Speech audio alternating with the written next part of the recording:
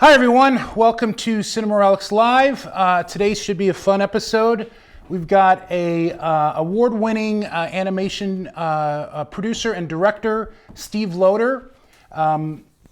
Steve is a award-winning animation director who's been working in the industry for 3 decades. Started on Ren and Stimpy, and most recently did Devil Dinosaur and Moon Girl and Devil Dinosaur, which he was both a developer, he developed the show, and was the showrunner.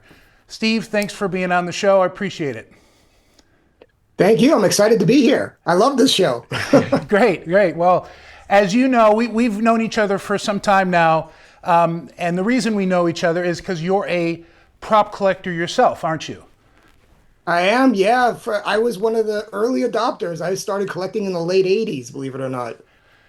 You've been collecting Blade Runner since a long time. Tell us how long you've been working with that film.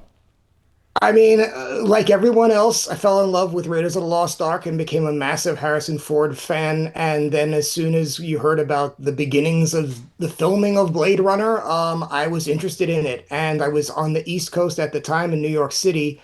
And so they had a bunch of sci-fi conventions there, and they were doing early promotion for Blade Runner in 1981, a year before the film even came out. So I was scooping up what I could then, promotional materials, press kits, folders, anything.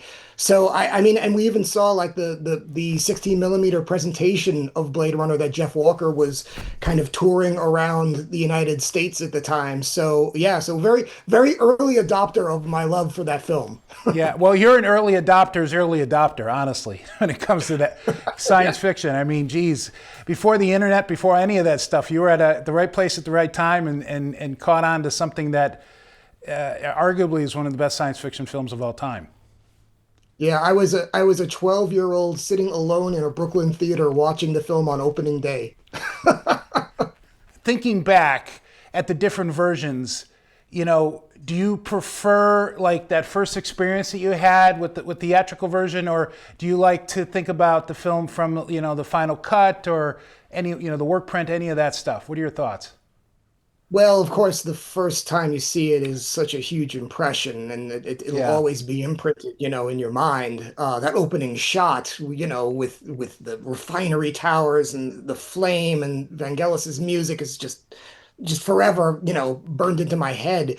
But I have to admit that I think the final cut is the preferred version. I was very fortunate to work with Charlie de Lauzirika on that version of the final cut, so it became from a fan to actually someone that kind of worked on the film in the end. Yeah. Was a big experience. So the final cut holds, a lot of sentimentality for me as well. Well, I prefer the final cut as well, although that initial version is what attracted me to the film, and I saw it many times before I actually got to see the final cut. I have been collecting Blade Runner for a long time, but not nearly, probably only a third of the time that you've been doing it, because you've been collecting before the film came out. That being said, you have picked up a lot of interesting stuff and found a lot of interesting stuff. Is there anything that's kind of been difficult to track down or not been able to track down? Oh, absolutely. I mean, I kind of feel like I'm a little bit of a Blade Runner myself, a little bit of detective work because I've been trying to track down items since 1982. And it's been an interesting experience because for the most part, most of those props and costumes, they don't exist anymore. Ridley really did not want them to be reused in other films because his design was so particular on a lot of these things. Yeah. So a lot of them got destroyed so that they wouldn't get reused. So we rely on a lot of material that was either held by crew members. There was an asset sale, sort of an asset sale that was there was a bunch of costumes, mainly background stuff that was given to a company called Retake Room, which we now know of as Real Clothes, was is their most recent name. But there's been over time, certain things have popped up. For the most part, maybe one of everything has kind of popped up, but there's definitely a couple items that just are lost to time or missing. And there's one in particular, the Voight-Kampff interrogation device that Deckard uses on Rachel and also Holden uses. I've done a lot of tracking down on that, but that one is a big mystery. I've heard rumors that were always unsubstantiated of pieces being out there, but that is certainly a piece that I think any Blade Runner fan would love to see. But speaking of pieces that do exist, I've got a vid-phone over here that I've owned now for a number of years. I know you have a lot of information on that. I'm curious. So there were 4 or 5 of these originally? Five were originally created for the film. They were made by Modern Props in LA, which Right. unfortunately recently closed. Yeah, John Zabrucki's company. Yeah, and they did a number of pieces for Blade Runner actually. A lot of Chew's equipment in his lab. They made that. They Right. made the phone booth, and a variety of other things. But yeah, there were 5 originally built. They all lit up, but there was only one hero version. And interestingly enough, in the very early days of eBay, I mean, before people even knew what eBay was, that far back, 4 of these vid phones were auctioned off Right. then. Right. Um, but what was interesting, even at that time, is the hero was not present in those 4.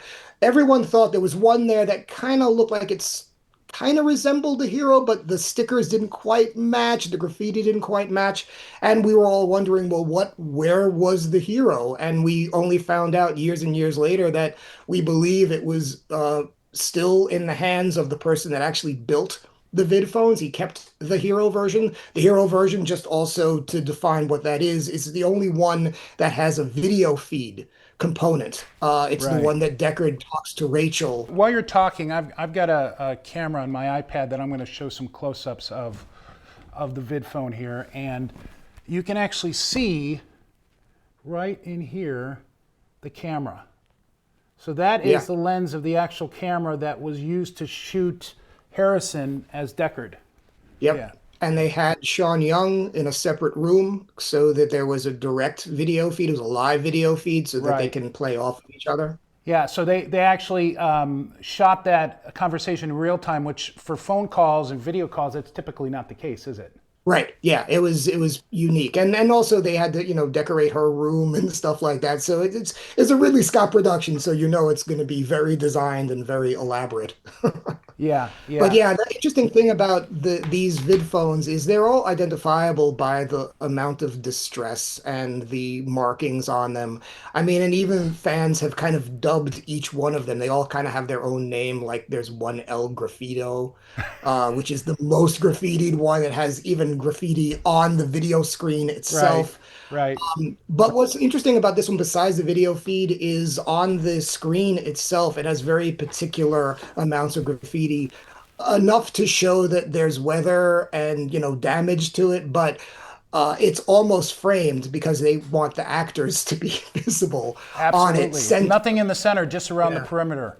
It's interesting because it's the only one that would have been seen up close because of the phone call Yeah. that is going on in the shot. Yeah. The You other know, 4 were just switched out all the place to wherever they needed them on set. right, right, yeah. It is an interesting build. It is a vacuum body, lots of electronics in it, lighting up the different areas of it. I've never taken it apart, but there is an actual working video monitor inside this one, which I'm curious if the other ones had video monitors so they could play stuff. Do you remember in the film if the others were turned off or if they were I actually do playing not think that footage? I do not think that they did. I think they Okay. were pretty, as far as that was concerned, were hollow. I mean, there was a lot of electronics for the Yeah, light up right, for the feature, but lighting, because they need to look alive. and also, I mean, to give credit to all, the art direction of that film, there's a whole bunch of fun information on the number pad and where which you don't even see on screen. I No, mean, it's no. crazy. There's directions on how to use it. With a working LED to show how much time you're on. It's an impressive build, even though it looks relatively ordinary, especially when you compare it to a phone, right? that is basically the same thing. We're talking on a video phone right now through small cameras and the internet, and then they have, envisioning what a payphone would look like in the future. That's their version of it without knowledge of what the future is going to be, which is pretty interesting. In 1982, we were all blown away by the technology. That's right. We're like, wow, the future. How cool would that be to be able to talk to people and see them from a distance like we're doing right now? When you first start collecting, there weren't props available, right? Yeah, the props were the hardest thing to find, honestly. Yeah, a lot of paperwork showed up early. I think that because, because I caught on to it early, and a lot of crew members were the film had just finished, so they were throwing out things that they didn't need anymore, call sheets, things like that. So it was a good time to scoop that up. And the film was, at that time in 1982, a bomb. So no one really felt like it was valuable or worth holding on to. So yeah, so that was around the time where I started to scoop things up like that, which became really useful because I found out about deleted scenes early, some things that found its way into the final cut, some things that actually didn't find its way into the final cut that ended up on a deleted sequence, a deleted scene sequence on the Blu-ray. Right. I knew about way early. But I always, one thing I will say about all of the material that I've uncovered over the years, and I've seen a lot of it, frankly, is it's never exactly what I thought it was going to look like in person. The color grading on the film is so intense, so specific, that all the props and costumes look far more colorful in person than they do on film. J.F. Sebastian's overalls, his outfit, it's almost like clown colored. You're right. It's like, and on screen it doesn't look like that at all. It's just so toned down because of the color grading. So it's made it interesting, and it's been good to avoid counterfeits that way, because I don't think that when these things show up, they don't set it up that way. They wouldn't counterfeit it to be the color that you would think it is on screen. In fact, when they make all these toy spinners you see now, these licensed spinners, they do it in the dark blue color because that's what you see on film. But in the real world, in real life, they're a light blue. They are. They are. They actually look cooler in the film than they do. Some pieces look cooler in the film than they do in real life. I think there was a lot of questions when people were trying to recreate the Hero Blaster before Jeff Walker brought it out and showed it at the Worldcon exhibit. What color the amber was, because everyone just, nobody knew because of the color grading of the film. Nobody had any good photos, and honestly, a lot of the behind the scenes photos were black and white as well, so it's hard to necessarily tell what that stuff really looked like. On that Hero Blaster, there were two details that no one knew until yours turned up. The on-off switch. That's right. Nobody knew about that. And the little inactive green lights on the scope. Yep. No one knew about that either. I mean, we saw on the rubber stunts that they painted a green spot on those, which didn't make a lot of sense at the time because the stunts, they were cast off your gun, but they didn't have the little light fixtures in there, so they just painted green like on the edges of it. So no one understood what that represented or meant. Yeah, I think they may have made a copy or molded that gun before it was even finished, because the butt of the handle is a different shape on the Hero than it is in the stunts that I've seen. Absolutely. Yeah, it's because Ford didn't like the way he could hold it, so on set they kind of drilled into it so that it's better for grip. But yeah, and it's funny because all of the stunts, everything that's turned up stunt wise on those guns have been cast off that one gun. Yes. There was one Hero gun. That's it. So every gun that you see now in existence came from that origin gun. Honestly, we should do an entire episode of Cinema Relics Investigates with you diving into, more stuff. Now, we actually did do an episode on the Hero gun, which if anybody watches, we'll show a trailer after we're done talking. But we'll probably have to do a second episode on that because there's just so much cool information. And honestly, I'd love to have you on a few of those. I mean, because your knowledge when it comes to Blade Runner is so great. Let me ask you another question. What other properties do you collect or have you collected in the past that you would consider yourself knowledgeable in? Being an early adopter in those days, I got some Edward Scissorhands stuff, Mm. some Batman Returns items. I mean, I would feel that Blade Runner is probably my number one as far as just really drilling down the research on that and every aspect of it. But yeah, there's Scissorhands, Batman.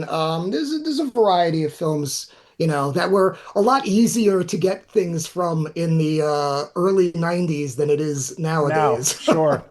Yeah. And it's funny, it's feast or famine at times in the prop collecting. Sometimes the pieces will come out and you'll see a number of different people have interesting pieces from a new film, and then it goes dry because all those pieces have been hoovered up.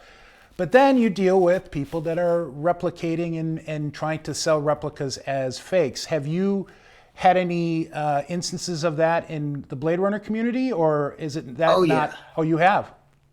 Oh yeah. Yeah, yeah. I mean, as far as Blade Runner 1982, Right. not so much because those are Uh, so rare. And then Right, when that's what I things was do talking about. turn You're up, right, but 2049, yes, 2049, blasters, oh yeah. the horses, Yeah. right? There was a rash of fake K blasters and fake Deckard blasters making making the rounds. Yeah. Yeah, that was those are suspicious moments. I mean, the weirdest offering I had on that was someone offered, this is pre-release, by the way. Right. So and we kind of knew it was going to be in the film. I knew a little bit about the inside making of 2049 as well, but when it was offered to me, I was like, "Oh, okay, this is interesting. Yeah, I'm interested." And they said, "Okay, great. It's this much, and we'll get it to you in like 6 months." Excuse me? And it was immediately like, "Why 6 months?" In the back of my mind, you're going, "Well, because it's gonna take us 6 months to make it." Yeah, it's made to order, of course. Yeah, Yeah, I've so it's dealt with like that on a few occasions myself. And I think it might be the same person, honestly, that was connected to those Blade Runner pieces. quite quite Might possibly. be, possibly, yes. Yeah, but you know what, and that's what I love about Cinema Relics and what you guys are doing because I mean, not just Blade Runner. Like, I have a Edward Scissorhands that came directly from Fox Archives, and That's cool. I've had to bring that out a number of times to authenticate other Scissorhands that are kind of floating around in the market, and And they've we've gotten been able faked. to. Yeah. Yeah, we've been able to prove and disprove a variety of them. So and it's interesting because for something that complex, you'd also think that would be a really hard thing to fake, but it's happening. Where there's a will, there's a way, I guess. Steve, I appreciate this. I'd like to actually open it up to questions. If anybody has any questions, and I will read them out to you. I've got a screen in front of me that'll show me. Do you know where the other four vid phones are currently? Yeah, there's one that is in the Academy Museum. There's one that's in Japan. And I'm not sure about the other two. They've been making the rounds in the auctions recently. I do feel like the one in Japan and the one in the Academy Museum is going to stay, but it feels like there's maybe one or two that might be floating around here or there. Right, right. Another question. The Museum of Moving Image has a gorgeous Tyrell building model. Are there any other cityscape pieces out there? Very little. Yeah. There is the major cityscape, the opening shot of the film. That's like it's like a tabletop piece. That's been making the rounds. I mean, I was offered that in the mid 90s at a place called Collector's Bookstore on Hollywood Boulevard. They Right. actually had it. And I went to see it, and the price was good, but it was massive. There was nowhere for me to put it. And I Right. did notice that it had been slightly refurbished. It was used in like a Japanese TV commercial for something, so it Huh. it wasn't 100% the Blade Runner version that it was originally. But that's been floating around. A couple of buildings have been floating around, and of course the blimp Yes. has been around as well. And a really quick story on some of the miniatures or bigatures. The police station, the well-known police station that Gaff Spinner lands on, Right. that piece was offered to me a long time ago when when we were buying and selling stuff through a newspaper called Movie Star News and putting classified ads in the back of that. That's before my time. And I wish I was aware of it, yeah, but that's before my time. Props rarely showed up in that, but when they did, they were usually from crew members trying to unload stuff. And this was no different. There was someone that had worked at EEG was selling some of those miniatures and offered me the police station. And of course, I was like, yeah, I have to have that. And in the time of negotiation, I had gotten a call to say, well, sorry, I in the process of setting it up, I dropped something really heavy on it and it completely got destroyed. And he threw Oh. the remains out. And it was like, no, I'll take the remains. So But yeah, there's a piece that I have that is also in that same category. I've got the Millennium Falcon building, as you know, because you yeah, used to own it. You actually were one of the sources on it through probably, you, and we've talked in the past, probably the person who had the police building, but you're not, I don't know if there's been confirmation on that. But it's a great piece. It's missing the upper tower, which makes it look yeah. more like a Blade Runner building and less like the Millennium Falcon, but it's still the Millennium Falcon that was used as a building in Blade Runner, which is cool, which we'll do an episode on at some point in the future. Yeah, the quick thing, interesting thing about that is, of course, it was Bill George, I believe, that was making a scratch-built Millennium Falcon at EEG, Right. just for fun, and they they realized that the cityscape wasn't dense enough. So what do we have lying around? So they took the Millennium Falcon, set it up on a stand, and punched holes in it to make little fiber optic little windows, and then stuck that tower on it. You can see it Yeah. clearly in the film. And yeah, and when I had gotten it originally, I think I was the first person to get it. It was missing the tower because I think that it was dismantled again. Bill, I guess it went back to Bill maybe, and he took the tower off because he was going to go back to making it a Millennium Falcon, I think, at that Oh, point. wow. I didn't know that. That's interesting. Yeah, Man, you are just a wealth of information. Well, Steve, really appreciate it. Thanks for being on. We will talk again on camera and hopefully many times off camera. Thanks for making time. absolutely. Talk Thank to you you. later. Take care.